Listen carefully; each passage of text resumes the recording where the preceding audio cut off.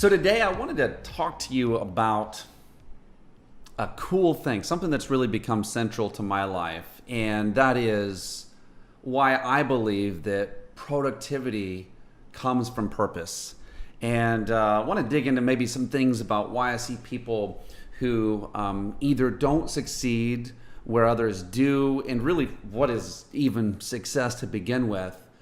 But if I were to say something in terms of like people who give up in why that might happen, I believe all of these things are bound into the heart of all of us. So let's start off with that big phrase, right? Productivity and purpose are linked together. And even if we weren't to say productivity, let's say profit. Profit and purpose are linked. And I think it's supposed to be that way by our Creator. And I'm not saying that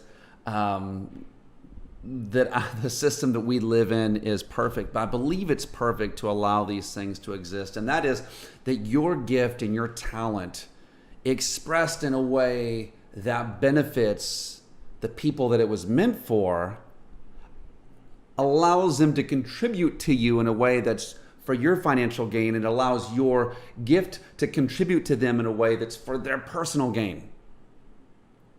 So, right, that circular connection of hey, I'm really, really good at this thing. And someone else saying, man, that's great. I really, really need that. You bless me because you bring that to the table. I didn't have it without you.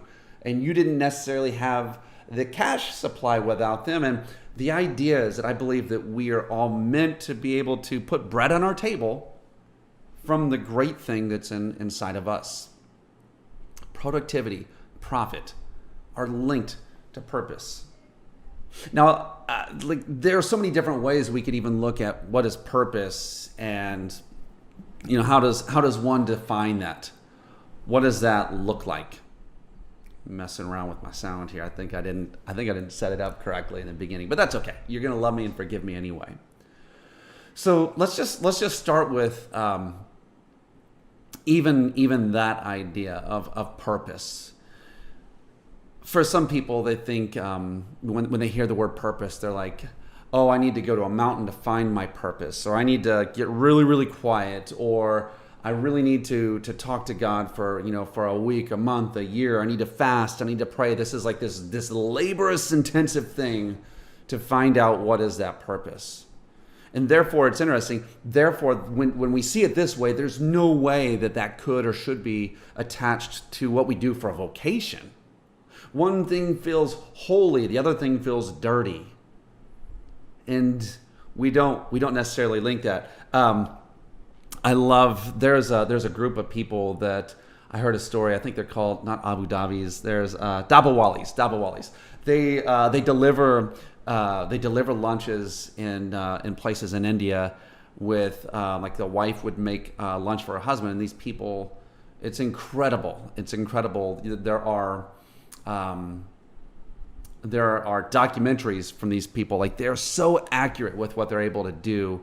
They're able to deliver lunches from homes without using phone technology, without GPS, without any of these things, and they do it with like the ultimate precision. And when you hear them, the quote blows your mind. These are people who are delivering lunches. They're not preaching from a pulpit. They're not feeding the poor. I guess maybe they are in some ways, but they're delivering lunches. And what they say is that that we see our work as a holy thing. That delivering these lunches is like it's a holy thing. And I think if we were able to look at our work as a holy thing, I think we could bring just greater purpose and meaning to the whole thing.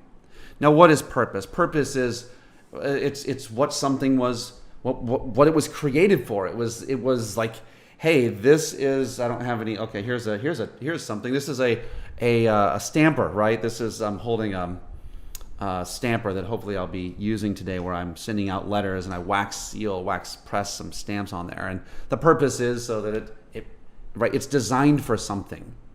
And so when I hear the word purpose, I feel like I believe that we were designed for something. I do not believe, this is me, this is me. I'm not saying that I have the ultimate be all end all. I've talked to a lot of people. I would love to talk. I'm so curious to hear from more people, right, about what they see this as. But I believe that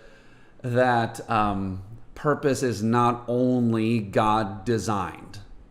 I think it's a you decided thing. So therefore, you don't have to necessarily just press up and find out from God, like, what is the one thing that I was made for? What is the one thing? And gosh, man, in that, if I do any of the other 1,000 options, it's like, well, that's kind of scary, because this guy messed up lots of times. Like, I might mess that one up, right? What is the one thing, God? What is the one thing? And instead, and I'm not saying we don't ask God and we don't pray and we don't push up against the divine, right, to find those out. But I believe that this is a choose your own adventure. I had a friend, one of my best friends, he says, hey, what is purpose? He says, it's whatever you want it to be. Your purpose is whatever you make it. And I halfway agree with that. I think that heaven put into us gifts, and those gifts were designed so that we should prosper from them. But I also see that that we have this little thing here, this brain and this heart and these desires and this time and this geography and all the great things that we have, that if we show up, we can make something from those gifts. So if you don't believe me, just go to a Mexican restaurant.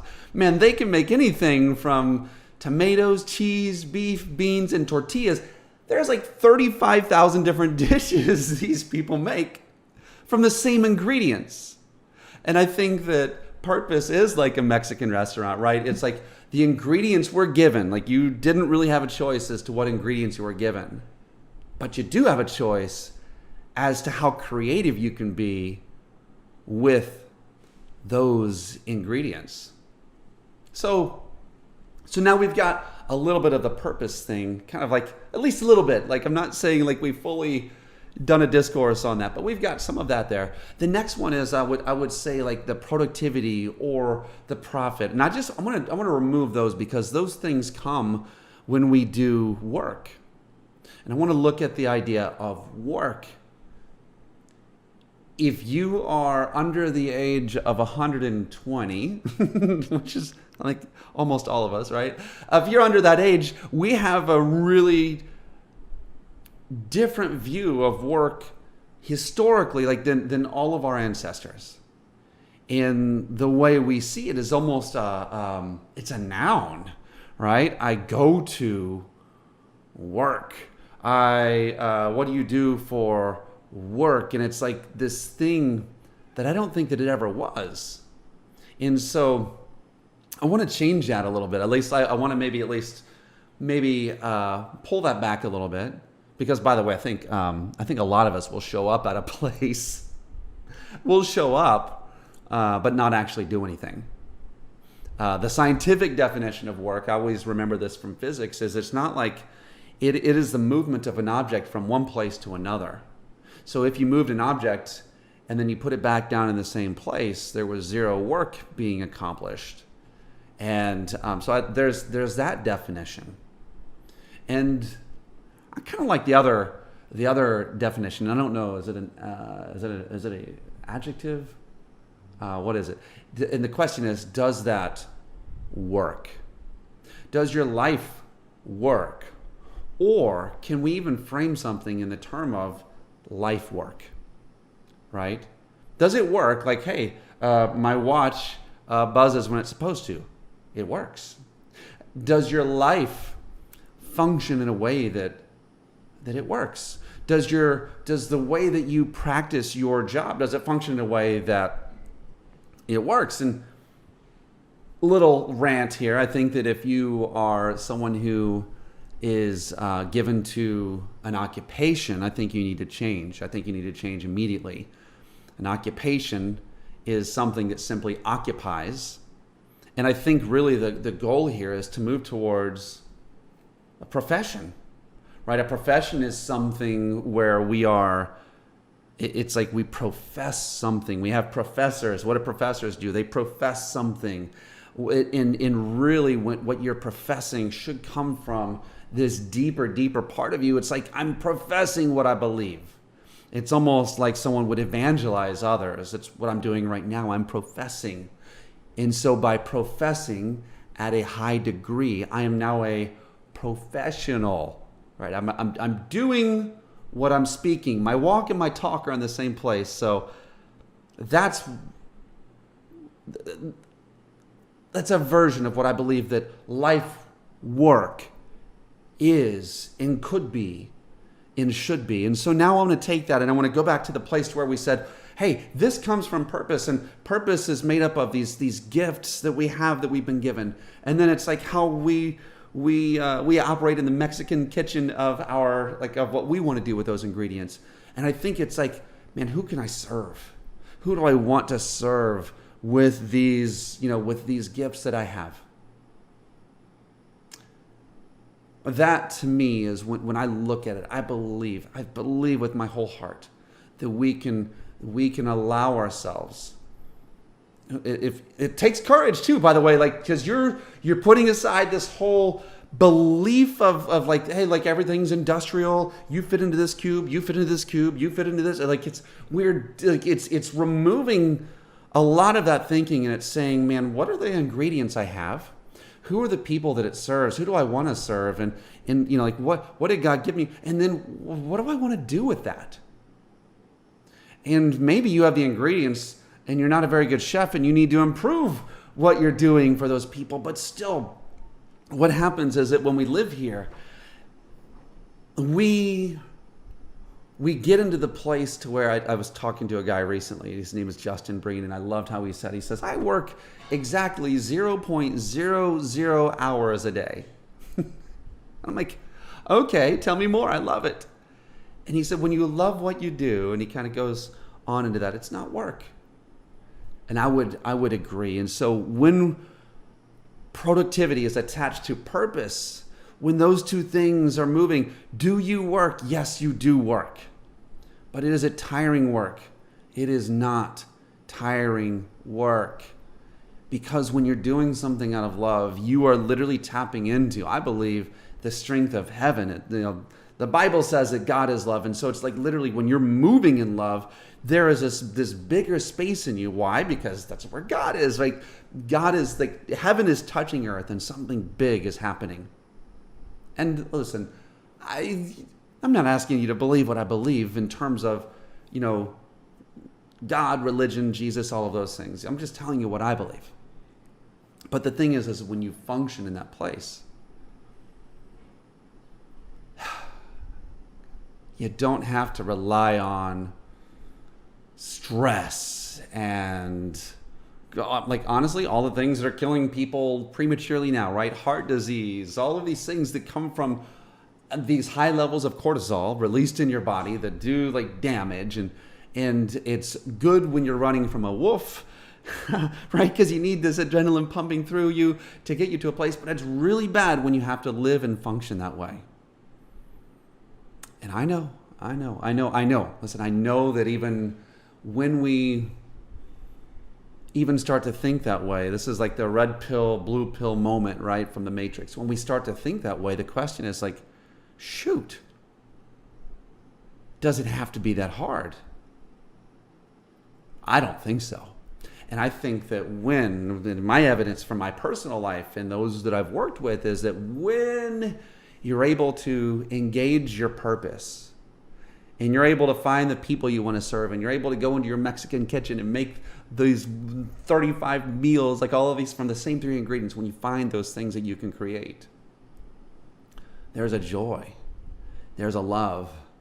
And who is the most valuable person in your life? I can guarantee you it's not someone who's dragging you down. It's someone with enthusiasm. It's someone with belief. It's someone with, it's like that person. And this is how you transform into that person. And you become a professional And when you're a professional, you're valuable. That's what the world needs. That's what the world needs. If you're, and I don't know, I'm not going to advise you because I'm not working with you one-on-one, but if you're in a place where it's like, it's stress and it's the grind and it's these, that,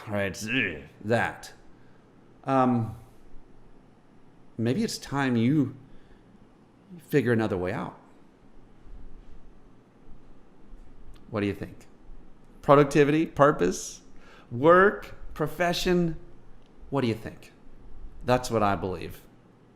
And like always, I hold the right to change my views, to evolve as life goes on. But that is where I'm at right now.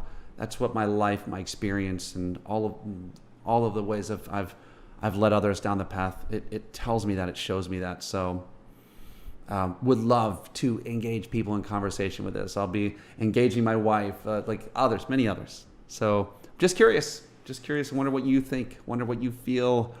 Let me know.